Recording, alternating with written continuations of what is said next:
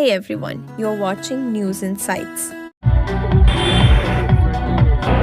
ಎರಡು ಮೆಡಿಕಲ್ ಕಾಲೇಜುಗಳು, 3 ಇಂಜಿನಿಯರಿಂಗ್ ಕಾಲೇಜುಗಳು, ಡೆಂಟಲ್ ಕಾಲೇಜುಗಳು, ಇವೆಲ್ಲಕ್ಕಿಂತ ಮಿಗಿಲಾಗಿ ಸಾವಿರಾರು ಜನ ಬಡವರ ಮಕ್ಕಳು ನನಗೆ ಬಂದಾಗಲೇ ಆನಂದ ಆಗಿದ್ದು. ಮಿಡ್ಲ್ ಕ್ಲಾಸ್ ಮಕ್ಕಳು ಕೂಡ ಮೆಡಿಕಲ್ ಕಾಲೇಜಲ್ಲಿ ಓದ್ಬೋದು ಅನ್ನೋದಕ್ಕೆ ಈ ಸಂಸ್ಥೆ ಒಂದು ದೊಡ್ಡ ಉದಾಹರಣೆ ಆಗಿದೆ.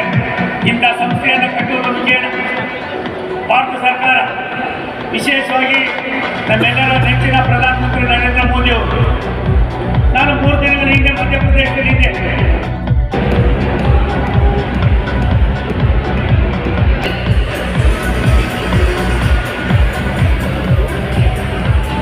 Next we have the PG overall topper from the Department of Community Medicine, departmental topper, Dr. Abhishek. We have the 2 toppers from the Department of Dental Medicine, Dr. Y.V. Sri and Dr. Vallabh.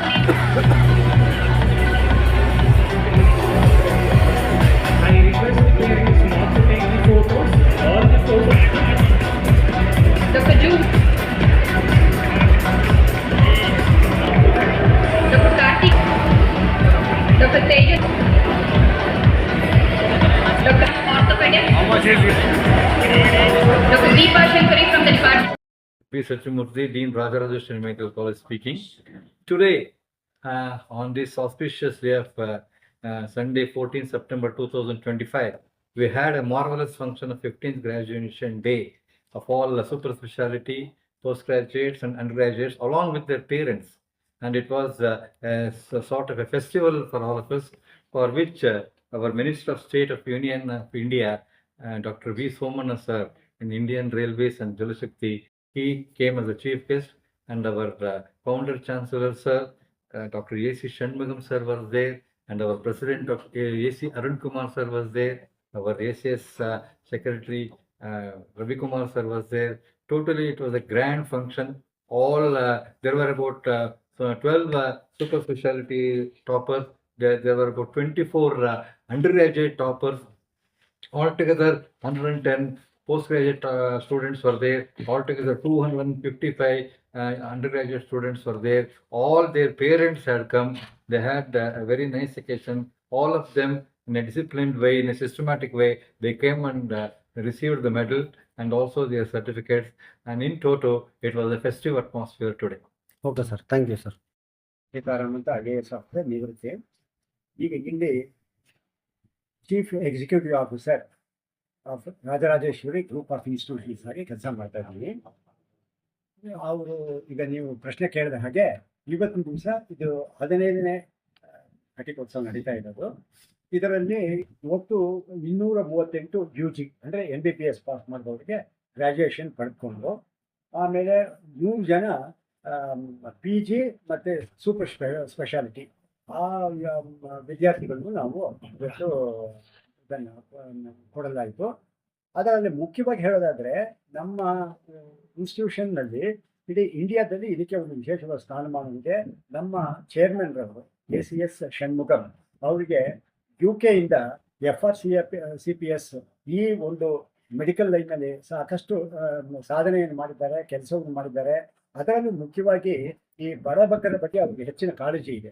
ಅವರಿಗೆ ನಾವು ಇಲ್ಲಿ mobile units ಇದೆ, ಮನೆ ಮನೆಗೂ ಹೋಗಿ ಬೇಕಾದ್ರೆ ಬೇರೆ checkup ಮಾಡೋದು, ಅವ್ರಿಗೆ ಔಷಧಿಯನ್ನು ಕೊಡೋದು, ಇದನ್ನೆಲ್ಲ ನಾವು ಮಾಡ್ತಾ ಇದ್ದೀವಿ. ಅದಿಲ್ಲದೆ ಈಗ ಇಲ್ಲಿ 250 ಸೀಟ್ ಇದೆ UGಗೆ ಅಂದರೆ MBBSಗೆ. ಪ್ರತಿ ವರ್ಷ ಈ ಅಡ್ಮಿಷನ್ಸ್ ಆಗ್ತಾ ಇರೋದು 250. ಅದರಲ್ಲಿ ನಾವು ಈ ಪೇಷಂಟ್ಸ್ಗೆ ಸಂಪೂರ್ಣವಾಗಿ ನಾವು ಫ್ರೀಯಾಗಿ ಮಾಡ್ತಾ ಇದ್ದೀವಿ. ಅದು ಮೆಡಿಕಲ್ ಇದು ಯಾವುದು ಟ್ರೀಟ್ಮೆಂಟ್ ಆಗ್ಬೋದು. ಟ್ರೀಟ್ಮೆಂಟ್ ಅಂದರೆ ನಾನು ಹೇಳೋದು ಹಾರ್ಟ್ ಸರ್ಜರಿ ಆಗ್ಬೋದು ಮುಖ್ಯವಾಗಿ, ಅಥವಾ ಡೆಲಿವರಿ, ಅಥವಾ ಡಯಾಲಿಸಿಸ್ಸು. ಹೀಗೆ ಡಯಾಲಿಸಿಸ್ಸು ನಮ್ಮಲ್ಲಿ 30ಕ್ಕಿಂತ ಹೆಚ್ಚು ನಾವು ಯಂತ್ರಗಳಿದೆ. ಅಲ್ಲಿ ಯಾವುದಕ್ಕೂ ಕಾಯುವ ಒಂದು ಇದೇ ಇಲ್ಲ, ಪರಿಸ್ಥಿತಿ ಇಲ್ಲ. ಅವರು ಮೊದಲೇ ನಮ್ಮ ಹತ್ರ ಇದನ್ನು ತೆಗೆದುಕೊಳ್ಬೇಕು ಅನ್ನೋದು ಒಂದು ಬೇಕಾಗಿಲ್ಲ. ಬಂದವ್ರಿಗೆಲ್ಲ ನಾವು ಉಚಿತವಾಗಿ ಸೇವೆ ಮಾಡ್ತಿದ್ದೀವಿ. ಬೇರೆಯವ್ರಿಗೆ ಕಂಪೇರ್ ಮಾಡಿದ್ರೆ, ಬೇರೆಯವ್ರಿಗೆ ಹೋಲಿಸಿದ್ರೆ ನಾವು ಇದು ನಮ್ಮದು ಬಹಳಷ್ಟು ಬಡವರಿಗೆ ಸುಲಭವಾಗಿ ಅತಿ ಇದರಲ್ಲಿ ಅವರು ಪಡ್ಕೊಳ್ಬಹುದಾಗಿರುತ್ತೆ. ಇದಿಂದೆ ನಾವು ಕ್ಯಾಂಪ್ಗಳನ್ನು ಮಾಡ್ತೀವಿ. ಆವಾಗ ಹಳ್ಳಿಗಳಿಗೆ ಹೋಗ್ತೀವಿ, ಹಳ್ಳಿಗಳಲ್ಲಿ ಯಾವ ರೀತಿ ಚೆಕಪ್ ಮಾಡ್ತಿದ್ದೀವಿ. ಈಗ ಮುಂದಿನ ಒಂದು ನಮಗೆ ಏನಂದರೆ ಮೆಟ್ರೋ ಸ್ಟೇಷನ್ಗಳಲ್ಲೂ ಸಹ ಉಚಿತವಾಗಿ ಅವ್ರಿಗೆ ಪರೀಕ್ಷೆ ಮಾಡುವಂಥ ಒಂದು ಫಾರ್ಮಸಿ ಮತ್ತು ನಾವು ಇದನ್ನು health units, health clinics, health ಇದನ್ನು ಪ್ರಾರಂಭಿಸ್ತಾ ಇದ್ದೀವಿ. ಅದೇ ರೀತಿ ಅದರಿಂದ ಹೊರಗಡೆ ಫಾರ್ಮಸಿಗಳನ್ನು ಪ್ರಾರಂಭಿಸುವ ಒಂದು ಯೋಜನೆಯನ್ನು ಹಾಕ್ಕೊಂಡಿದ್ದೀವಿ. ಸುಮಾರು ಈಗಾಗಲೇ ಕೆಂಗೇರಿಯಲ್ಲಿ ಒಂದು 2 ದಿವಸಕ್ಕೆ ಹಿಂದೆಯಿಂದ ನಾವು ಪ್ರಾರಂಭ ಮಾಡಿದ್ದೀವಿ. ಇಲ್ಲಿ ಬಹಳ ನುರಿತ ತಜ್ಞರಿದ್ದಾರೆ. ಒಳ್ಳೆ ನಾವು ಫ್ಯಾಕಲ್ಟಿ ಅಂತ ಏನು ಹೇಳ್ತೀವಿ ಅದರಲ್ಲಿ ಸೂಪರ್ ಸ್ಪೆಷಾಲಿಟಿಗೆ. ಆಮೇಲೆ ನಮ್ಮ ಅಡ್ವೈಸರ್ ಒಬ್ಬರಿದ್ದಾರೆ, ಡಾಕ್ಟರ್ ನವೀನ್ ಅಂತ. ಅವರು ತುಂಬ ಬಹಳ ನುರಿತ ಒಂದು ಇದಿದೆ, ಬಹಳ ಎಕ್ಸ್ಪೀರಿಯನ್ಸ್ ಇದೆ ಈ ವೈದ್ಯಕೀಯ ಲೈನ್ನಲ್ಲಿ. ಹಾಗಾಗಿ ನಮಗೆ ಒಳ್ಳೆ ಒಂದು ಇದೆಲ್ಲ ನಮ್ಗೆ ಸೇರಿರೋದ್ರಿಂದ ನಾವು ನಿಜವಾಗ್ಲೂ ಒಂದು ಅತ್ಯುತ್ತಮ ಒಂದು ಸೇವೆಯನ್ನು ಮಾಡೋದಕ್ಕೆ ಅವಕಾಶ ಕಲ್ಪಿಸ್ಕೊಟ್ಟಿದ್ದಾರೆ ಅಂತ ಹೇಳ್ತೀನಿ. Okay ma'am. Okay sir. ಮಾನ್ಯ ಕೇಂದ್ರ ಸಚಿವರು ಸೋಮಣ್ಣ ಅವರು ಅತ್ಯಂತ ಕೆಲಸದ ಒತ್ತಡದಲ್ಲಿದ್ದರು. ನಿನ್ನೆ ಹೇಳಬೇಕಾದ್ರೆ ನಿನ್ನೆ ಸಂಜೆವರೆಗೂ ಅವರು ಪ್ರಧಾನಮಂತ್ರಿಗಳೊಂದಿಗೆ ಅವರು ಅಲ್ಲಿ ಸಭೆಯಲ್ಲಿ ಭಾಗವಹಿಸ್ತಾ ಇದ್ದರು. ಪ್ರಧಾನಮಂತ್ರಿಗಳು ಏನು ಹೇಳಿದ್ರು ಅದರಂತೆ ಅವರು ಫ್ಲಡ್ ಅಫೆಕ್ಟೆಡ್ ಏರಿಯಾಸ್ಗೆಲ್ಲ ಹೋಗಿ ಬೇರೆ ರಾಜ್ಯಗಳಿಗೆ ಅದು ನೋಡಿ ಅದನ್ನು ವರದಿಯನ್ನು ಒಪ್ಪಿಸಿ ಅಷ್ಟು ಇದ್ದರೂ ಸಹ ನಮ್ಮ ಮೇಲೆ ಒಂದು ಅಭಿಮಾನದಿಂದ ನಮ್ಮ ಸಂಸ್ಥೆಗೆ ಒಳ್ಳೆಯದಾಗಲಿ ಅಂತ ಇವತ್ತು ಹಾರೈಸಿದರು. ಅವರು ಮಾತನಾಡಿದಾಗ ಎಲ್ಲ ರೀತಿಯ ಸಹಕಾರ ಕೊಡುವುದಾಗಿ ಸಹ ಅವರು ತಿಳಿಸಿದರು. ನಾವು ಎಲ್ಲರೂ ಅವರಿಗೆ ಧನ್ಯವಾದವನ್ನು ತಿಳಿಸಿದ್ದೇವೆ.